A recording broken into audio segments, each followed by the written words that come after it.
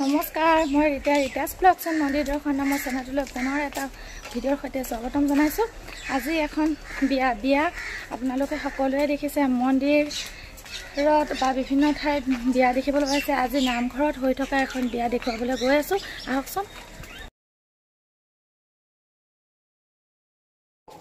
অধিকাৰী আছে নিজমে বিষ্ণুক চুমুৰীয়া দুটক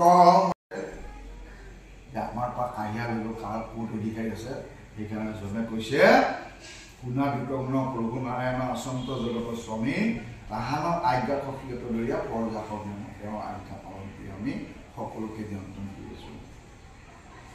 হে ৰাম আনন্দ ছয় সদায় ভ্ৰময় বৈষ্ণৱক ৰক্ষা কৰি থাকে, বৈষ্ণৱক ৰক্ষা কৰি পেলাই আৰু তেওঁলোকৰ ৰূপটো এক ঈশ্বৰৰ দেখিলে পুৰা চতুৰ্ভুজ।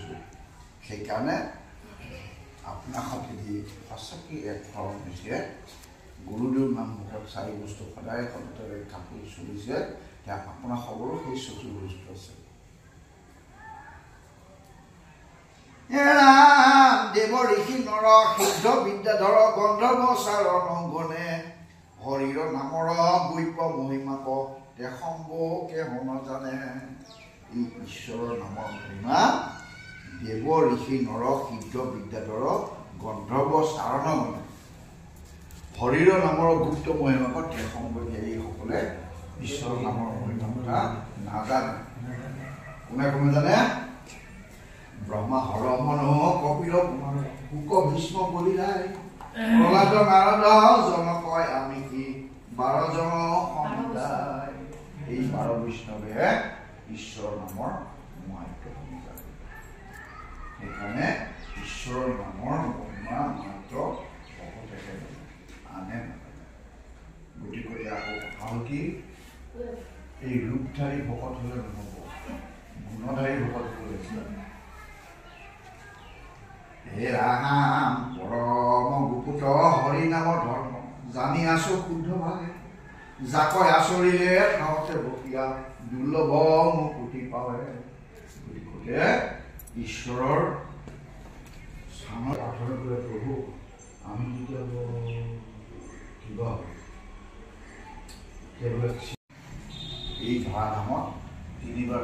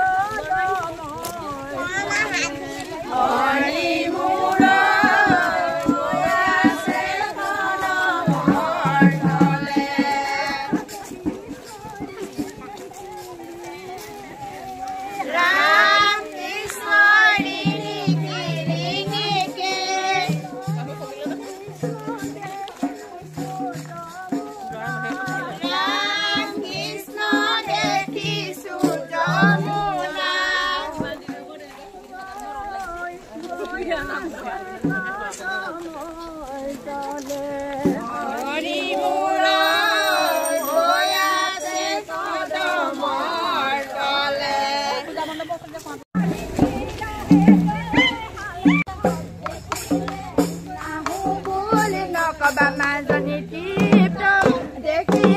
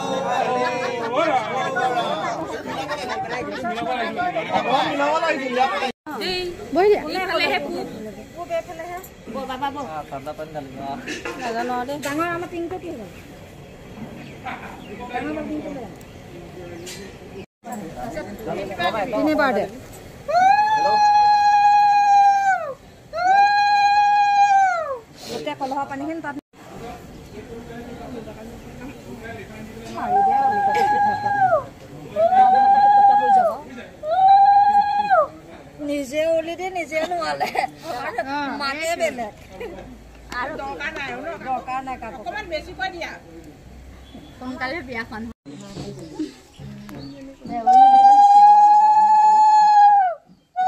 ঢালি দিয়ক এনেকে ঢালি দিয়ক টিপি পেলাই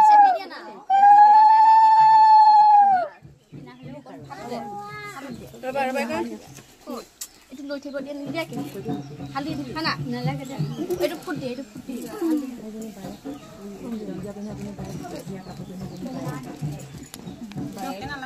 খৰি এনেকৈ কৰিব খৰি এনেকৈ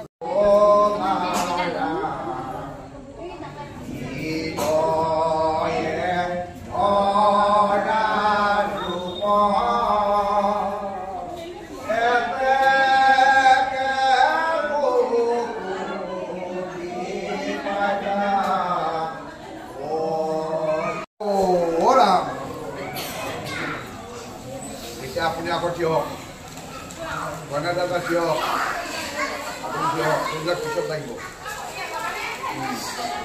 এতিয়া আকৌ ক'ব দেই হে সুধীমণ্ডলী আজি আঘোণ মাহৰ শুক্লপক্ষৰ পঞ্চমী তিথি এই পূৰ্ণভূমি ভাৰতবৰ্ষত অনুষ্ঠিত হোৱা এই বিবাহত শ্ৰী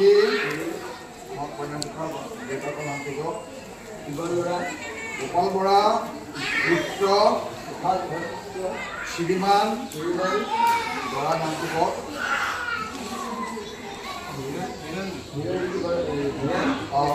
বিষ্ণুস্বৰূপ বৰক আমাৰ কন্যা শ্ৰীমতী কন্যাৰ নামটো কওক দেৱী যথাসাধ্য অলংকৃত কৰি সম্প্ৰদান কৰিলোঁ এতিয়া আপুনি কইনাৰ সোঁহাতখন বৰৰ সোঁহাতত উঠাই দিব কইনাৰ সোঁহাতখন বৰৰ সোঁহাতত উঠাই দিব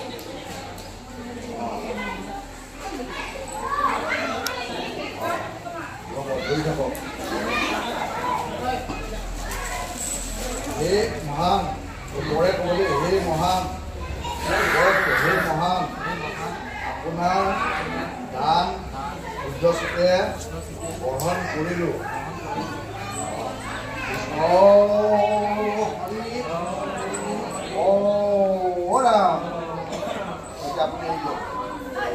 পৰে আকৌ ক'লে হে আয়ুষ্মতী মই ধৰ্ম অৰ্থ কামমুখ্য এই চতুৰ্ভুজ সাধনত তোমাক সাৰথি কৰিম ভগৱানে তোমাক মোৰ কাৰণে দান কৰিছে আজিৰ পৰা তুমি মোৰ সহধৰ্মিনী হৰি এতিয়া খোৱাৰ পিছত কামখিনি কৰিব দেই কইনাই ক'ব হে প্ৰিয়তম একদম স্পষ্ট সকলোৱে শুনা কৰিব হে প্ৰিয়তম নানাবিধ ফুলেৰে এই পবিত্ৰ মালাধাৰী আপোনাৰ নিমিত্তে গাঁঠি আনি আপোনাৰ ডিঙিত পিন্ধাই দিলোঁ তুমি বৰৰ ডিঙিত মালাভাগ পিন্ধাই দিয়া আৰু সকলোৱে উৰুলি দিয়ক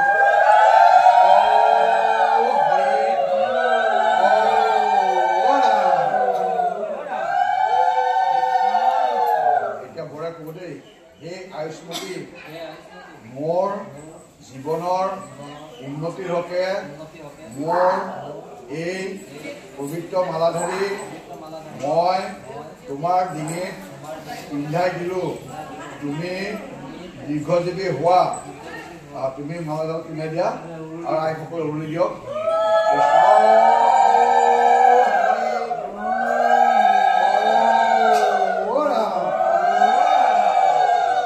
কইনা হাতযোৰ কৰি থকা তেনেকৈ নহয় আমাৰ সেইকাৰণে বিয়াখন হ'ল ভক্তি মাৰ্গ অনাবৰত সেৱা আৰু ভক্তিৰ এই ভকতসকলক ৰাইজক সম্বৰ্ধনা জনাই ক'ব সেই বৈষ্ণৱবৃন্দ আপোনালোকক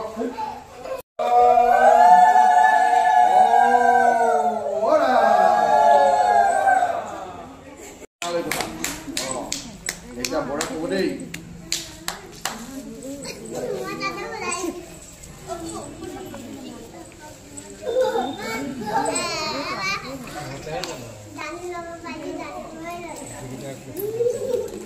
আগতে সেন্দুৰৰ টেমাটো দিয়ক তাৰপিছত বেলেগ বিলাক কৰিব আগতে সেন্দুৰৰ টেমাটো সেইবিলাক পিছত কৰিব আগতে দুয়োটা সজাই লওক তাৰপিছত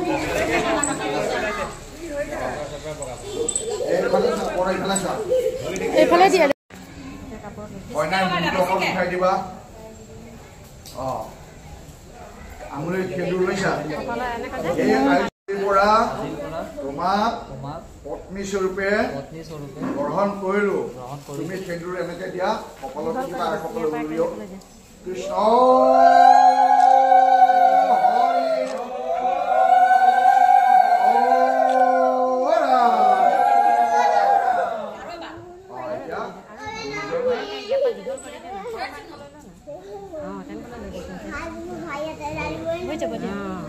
এতিয়া আঙুঠি পিন্ধালেও পিন্ধাব পাৰা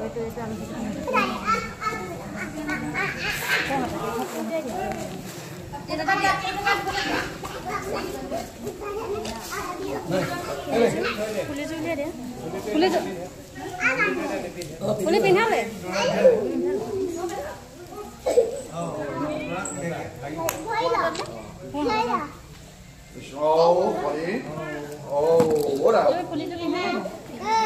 বৰা ক'ব দেই বৰা কথাখিনি ক'ব এই আয়ুষ্মতী দীৰ্ঘায়ু হোৱা অধিপতা হোৱা তেজস্বিনী হৈ হৰি এতিয়া দুইজনে এইফালে আসনৰ ফালে মুখামুখিকৈ বহা এতিয়া কইনা ডেকাই ক'ব দেই যদি কোনো মানুহ কষ্ট দিছিলোঁ সেই সকলোবিলাক ক্ষমা কৰিবা চন্দ্ৰৰ মানত ৰোহিণী নলৰ মানত দময়ন্তী আৰু নাৰায়ণৰ মানত লক্ষ্মী যেনে তুমিও যেন তোমাৰ স্বামীৰ মানত এনে স্নেহৰ পাত্ৰী হোৱা ধনৱতী পুত্ৰৱতী আৰু গতিপৰায়ণা হৈ সুদীৰ্ঘকাল জীয়াই থকা কৃষ্ণ হৰি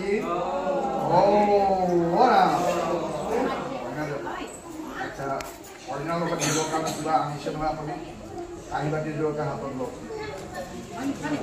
বৰে কইনা ডেকাৰ দিবৰ কাৰণে আছে এই শৰাই ভাগ লৈ লওক শৰাই পিঠাই পেলাই দিব দৰা দৰা দৰা চলে আহক আঁঠু লৈ লওক আঁঠু লৈ লওক হে বিষ্ণুস্বৰূপ বৰ আজি মই যথাসাধ্যে এই সাজসজ্জা কাঁহী বাতি আসন আদি শ্ৰীমতী ছোৱালীৰ নাম কওক দেৱীক বিবাহৰ উপহাৰ স্বৰূপে আগবঢ়ালো আপুনি উদ্ধস্তে গ্ৰহণ কৰে যেন কৃষ্ণ হৰি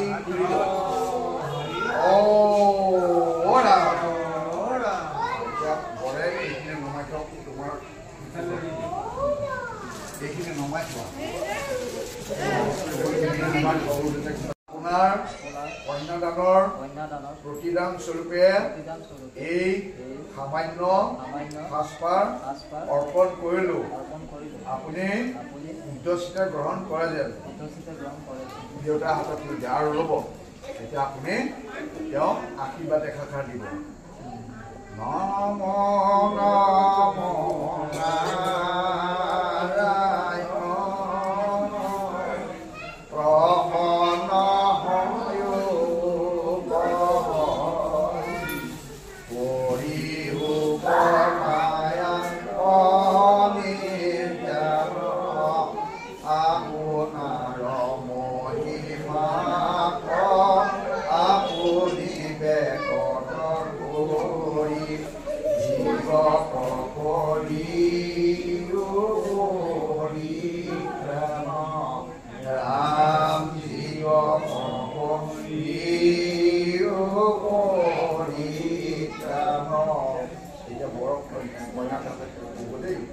হে আয়ুষ্মান আপোনাৰ দানো উদ্দেশ্যে গ্ৰহণ কৰিলোঁ। কৃষ্ণ হৰি ৰাম। আপুনি লৈ যাওক, এতিয়া আপুনি লৈ যাওক।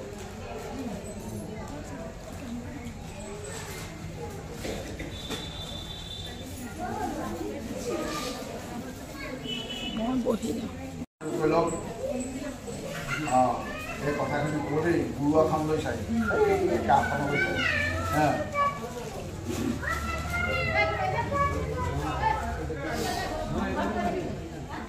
ওম বিষ্ণু ৰাম। এতিয়া কন্যাদাতা আপুনি ছোৱালীক জনাব আৰু হে আয়ুষ্মতী, তোমাৰ চকুত খং নাইকিয়া হওক, তুমি স্বামীৰ কল্যাণ কামিনী হোৱা, তোমাৰ মন প্ৰফুল্ল হওক, শৰীৰৰ লাৱণ্য বৃদ্ধি পাওক, তুমি বীৰ প্ৰসৱিনী হোৱা, ভকত বৈষ্ণৱত তোমাৰ ভক্তি হওক, তোমাৰ প্ৰতিপালিত আৰু পৰিচৰ্যাকাৰীসকলৰ আৰু পৰিয়ালবৰ্গৰ সকলোৰে মংগল হওক। কৃষ্ণ হৰি ৰাম। তাৰমানে আজি বিবাহ ভাগত মন্তব্যবিলাক দিয়া নাই, সময় নাই। মই এতিয়া আঞ্চলিক নামঘৰত আকৌ বন্তি জ্বলাবগৈ লাগিব। এনেই এতিয়া এইখিনি কথা এতিয়া সখীয়ে বৰক ক'ব। হে সখী, দুজনে হাত যোগ কৰি লওক। হে সখী, আপোনালোকৰ এই শুভ মিলনত মই পৰম সন্তোষ পাইছোঁ। ভগৱন্তই আপোনালোকৰ মংগল কৰক। সুখে দুখে আমি চিৰকাল চেনেপাশত আবদ্ধ থাকিম। এতিয়া বৰে ক'ব দেই।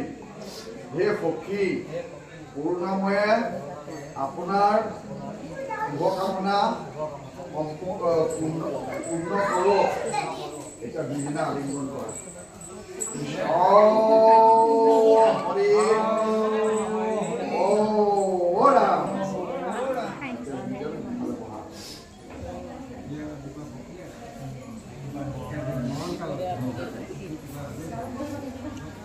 এতিয়া বৰে কইনাৰ সোঁহাতৰ বুঢ়া আঙুলিটো ধৰা। এই কথাখিনি ক'বা। হে কন্যা, সৌভাগ্য বৃদ্ধিৰ কাৰণে মই তোমাৰ পানী গ্ৰহণ কৰিছোঁ। মোৰ সৈতে তুমি আজীৱন সুখেৰে বাস কৰিবা। আমি দুয়ো ভগৱন্তৰ সন্মুখত বিবাহ কাৰ্য সম্পন্ন কৰিছোঁ। দুয়ো এক হৈ এই পবিত্ৰ মিলনেৰে আমি পবিত্ৰ জীৱন যাপন কৰিম। এই পবিত্ৰ মিলনত হোৱা প্ৰতি সন্ততি ভক্তিপৰায়ণ আৰু আয়ুষ্মান হওক। তুমি শিলৰ নিচিনা স্থিৰ হোৱা। তোমাৰ সকলো শত্ৰুক পৰাজয় কৰিবলৈ ভগৱন্তই শক্তি দিয়ক। কৃষ্ণ দুইজনে সেৱা কৰিব। কৃষ্ণ হৰি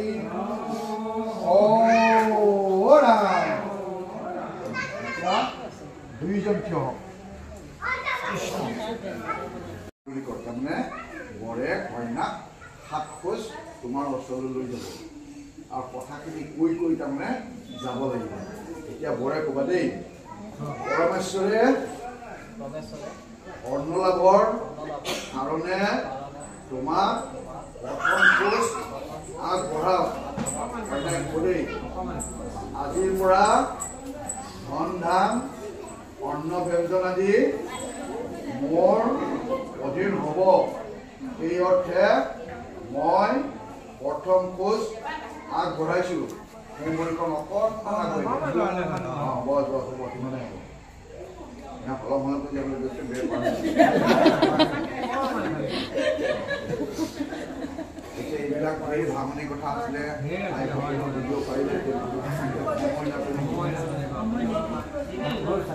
এতিয়া আকৌ বৰে ক'ব দেই, বল লাভৰ কাৰণে পৰমেশ্বৰে যেন তোমাক দ্বিতীয় খোজ আগবঢ়াওক। এতিয়া কইনাই ক'ব দেই, আপোনাৰ সৌৰ্যবীৰ্য বৃদ্ধিৰ কাৰণে মই দ্বিতীয় খোজ আগবঢ়াইছোঁ। বাওঁ ভৰিখন অকণমান আগবাঢ়ি হ'ব। বৰে আকৌ ক'ব দেই, সম্পদ বৃদ্ধিৰ কাৰণে ঈশ্বৰে যেন তোমাক দ্বিতীয় খোজ আগবঢ়াওক। কইনাই ক'ব দেই, সেই অৰ্থে মই দ্বিতীয় খোজ আগবঢ়াইছোঁ। ভৰিখন অকণমান আগবাঢ়ি দিয়ক। এতিয়া যেনেকৈ কৰ্মকাণ্ড সৌন্দৰ্যৰ মতে এই 7টা তামোল পাণ লৈ পেলাই এনেকৈ বগৰাই বগৰাই দিয়ে না, এতিয়া কথা হ'ল কি সেই কামটো কৰিব নাপায়। কাৰণ আমি সেই তামোল পাণ মানুহে খাওঁ, ঈশ্বৰৰ ওচৰত আগবঢ়াওঁ।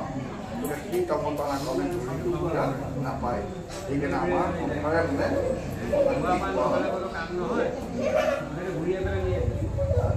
এতিয়া আকৌ বৰে ক'ব দেই, সুখ বৃদ্ধিৰ কাৰণে ঈশ্বৰে যেন তোমাক চতুৰ্থ খোজ আগবঢ়াওক।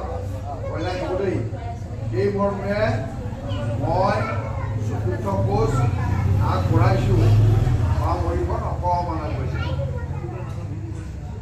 কৈছেনে? বৰে আকৌ ক'ব দেই, পোহনীয়া মৰুম আদি বৃদ্ধিৰ কাৰণে পৰমেশ্বৰে যেন তোমাক পঞ্চম খোজ আগবঢ়াওক। কইনাই ক'ব দেই, সেই অৰ্থে মই পঞ্চম খোজ আগবঢ়াইছোঁ। ভৰিখন অকণ আগুৱাই দিয়া। এতিয়া আকৌ বৰে ক'ব দেই, ঋতুবিলাক সুখেৰে কটাবলৈ ঈশ্বৰে যেন তোমাক ষষ্ঠ খোজ আগবঢ়াওক। পৰোপকাৰ ঈশ্বৰ সেৱা আদি সজ কামত তুমি সদায় মোৰ সংগিনী হ'বা। মই য'তেই থাকোঁ তুমিও তাতেই থাকিবা। কইনাই ক'ব দেই, সেই অৰ্থে মই ষষ্ঠ খোজ আগবঢ়াইছোঁ। বাওঁ ভৰিখন অকণ আগবাঢ়ি দিয়া। এতিয়া বৰে কৈছিলে নহয়, মই য'তেই থাকোঁ তুমিও তাতে থাকিবা। এতিয়া বৰ কলিকতাত থকা কইনাকো কলিকতাতে থাকিবলৈ কৈছে নাই কোৱা। অৰ্থাৎ বৰজন যিটো পন্থৰ প্ৰতীক, কইনাগৰাকীও আজিৰ পৰা সেই পন্থৰ প্ৰতীক হ'ব লাগিব। এতিয়া কইনাগৰাকী ধৰক কৰ্মকাণ্ডী আছিলে, তেওঁৰ এক ধৰণৰ আছিলে এতিয়া আজিৰ পৰা তেওঁ এক ধৰণৰ ৰীতি নীতিৰে চলিব লাগিব এতিয়া বৰে ক'লে হে আয়ুষ্মতী তুমি মোৰে সৈতে সপ্তপদকতা হোৱা তুমি মোৰ অনুৰক্তা হোৱা ঈশ্বৰে তোমাক মোৰ লগলৈ আনক হয় নাই ক'ব দেই ঈশ্বৰক সাক্ষী কৰি কৈছোঁ ঐশ্বৰিক বিধানেৰে আপুনি আজিৰ পৰা মোৰ স্বামী সেই অৰ্থে সপ্তম খোজ আগবঢ়াইছোঁ মোৰ ভৰিখন অকণ আগুৱাই দিয়া আৰু দুইজনে ঈশ্বৰলৈ সেৱা জনোৱা তুমি ইফালে যোৱা তুমি ইফালে দুইজনে সেৱা জনোৱা কৃষ্ণ কৃষ্ণ সেৱা ধৰিব কেনেকৈ লাগে কৃষ্ণ হৰি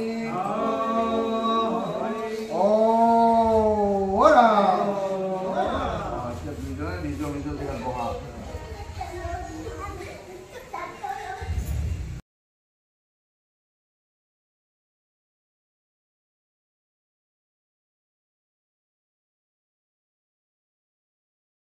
মোৰ হওক আৰু মোৰ যি হৃদয় আজিৰ পৰা তোমাৰ হওক তুমি মোৰ সজ বাক্য একমনে পালন কৰিবা মোৰ জীৱনৰ ব্ৰত পালনত সহায়কাৰিণী হ'বলৈ ভগৱন্তই তোমাক নিযুক্তি কৰক কৃষ্ণ হৰি ৰাম এতিয়া কথাখিনি শুনিছে নহয় যেনেকৈ কৈছে তেনেকৈ মই পালন কৰিবলৈ চেষ্টা কৰিছোঁ এতিয়া কইনাই ক'ব দেই আপুনি মোক লগত লৈ ঈশ্বৰৰ উপাসনা আদি ধৰ্ম কাৰ্যত কৰোঁতে মই আপোনাৰ সহধৰ্মিনী হ'ম জ্ঞাতি কুটুম্ব আৰু ভকত বৈষ্ণৱক সেৱা শুশ্ৰূষা আৰু গৰু আদি পালন কৰোঁতে মই আপোনাৰ সহধৰ্মিনী হ'ম সহধৰ্মিনী কথাটো বুজিছা নাই বুজা নাই এতিয়া মই আপোনাৰ কেনেকুৱা হ'ম বুলি কিয় নক'লা সহধৰ্মিনী বুলি যে ক'লা নহয় কথা হ'ল কি সহধৰ্মী অৰ্থাৎ পাঁচজন ক'ৰবালৈ যাওঁতে আলহী গুচি আহিব তেওঁলোকক ভৰি তুলি দিব লাগিব বা শুশ্ৰূষা কৰিব লাগিব বা গৰু ছাগলী আছে ঘৰত গৰু নাই সেই পাঁচজনে যিখিনি কাম কৰিছিলে গৰু পানী কৰিছে ছাগলী পানী কৰিছে সেই কামখিনি সেইদিনাখন তুমি সেইকাৰণে সহধৰ্ম সমাজ আহিবা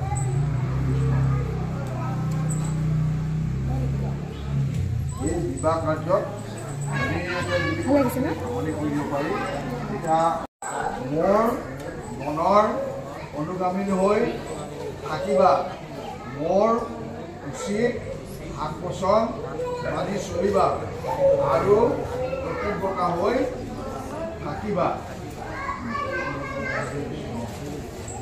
এতিয়া বৰে আকৌ কৰি সেই সুধীমণ্ডলী অৰ্থাৎ ৰাইজক সাহায্য কৰিব সেই সুধীমণ্ডলী এই কন্যাটি অতি সুলক্ষণী সৌভাগ্যৰ নিমিত্তে খালি আশীৰ্বাদ দিয়ে যে এয়ে প্ৰাৰ্থনা এতিয়া বৰ কন্যাই দুইজনে সেৱা লওক সমাজৰ ফালৰ পৰা আশীৰ্বাদ কৰিব সেৱা লওক দুইজনে সেৱা লওক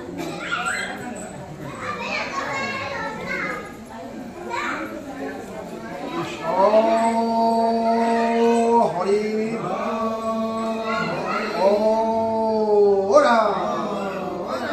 একেখানি মাত্ৰ শাস্ত্ৰনিষ্ঠ দৈৱকী নন্দনে কৈলাজাক দেৱুৱে কমাত্ৰ দৈৱ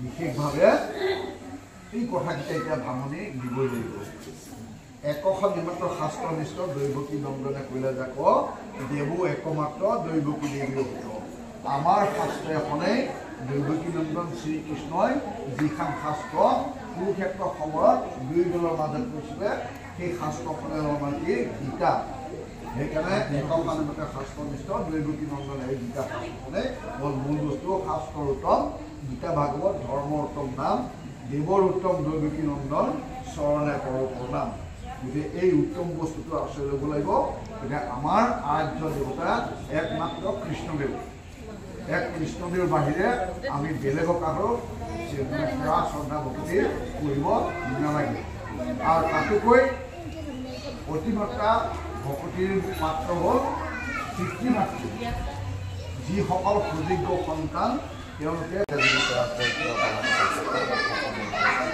প্ৰভু ভগৱন্তে কেৰা খবৰ জীৱন সাংসাৰিক জীৱন কৃষ্ণ ও হৰি ও ৰাম